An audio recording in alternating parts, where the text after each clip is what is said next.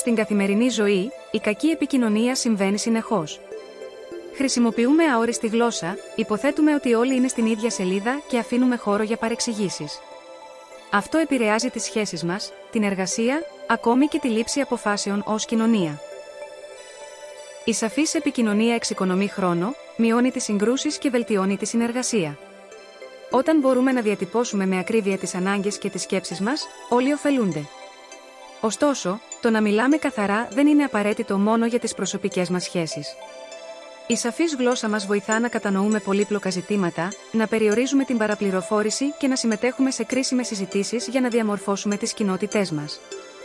Σκεφτείτε εκ των προτέρων, ποιο είναι το βασικό σας μήνυμα. Μπορείτε να δώσετε παραδείγματα.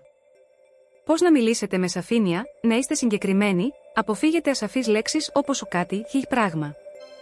Χρησιμοποιήστε περιγραφικές λέξεις και συγκεκριμένα παραδείγματα. Επίσης, είναι εξαιρετικά σημαντικό να οργανώνετε τη σκέψη σας. Πριν μιλήσετε, συγκεντρώστε τα κύρια σημεία σας για να βεβαιωθείτε ότι επικοινωνείτε τα πάντα λογικά. Τέλος, μην διστάσετε να ζητήσετε διευκρινήσεις. Χρησιμοποιήστε απλή, άμεση γλώσσα για να αποφύγετε τη σύγχυση. Η σαφής επικοινωνία είναι το κλειδί. Έτσι, μεγάλο μέρος αυτού του χάους εξαρτάται από το πώς επικοινωνούμε. Η σαφής επικοινωνία είναι απαραίτητη στην καθημερινή μας ζωή. Από το χτίσιμο ισχυρών σχέσεων έως την ευημερία στην εργασία. Και όταν πρόκειται για τη δημοκρατία μας, είναι απολύτως κρίσιμο. Σε μια δημοκρατία, η σαφής ενημέρωση οδηγεί σε ενημερωμένους πολίτες.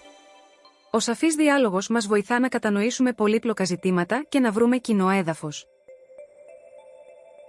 Η σαφής επικοινωνία δεν είναι μόνο το φανταχτερό λεξιλόγιο. Έχει να κάνει με το να είσαι σκόπιμος και να διασφαλίζεις ότι το μήνυμά σου μεταδίδεται στο σπίτι, στη δουλειά και στις κοινωνίες μας.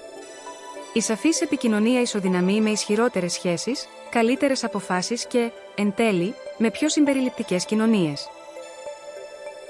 Αυτό το βίντεο προετοιμάστηκε στο πλαίσιο του έργου Erasmus Plus Dialogue in Adult Learning, με στόχο να αυξήσει τον αριθμό των Ευρωπαίων με δεξιότητες και ευκαιρίες να συμμετάσχουν σε διάλογο και κατά συνέπεια να έχουν μεγαλύτερη αίσθηση δέσμευσης. Ο μακροπρόθεσμος στόχος μας είναι να συμβάλλουμε στην εκστρατεία κατά της κοινωνικής πόλωσης.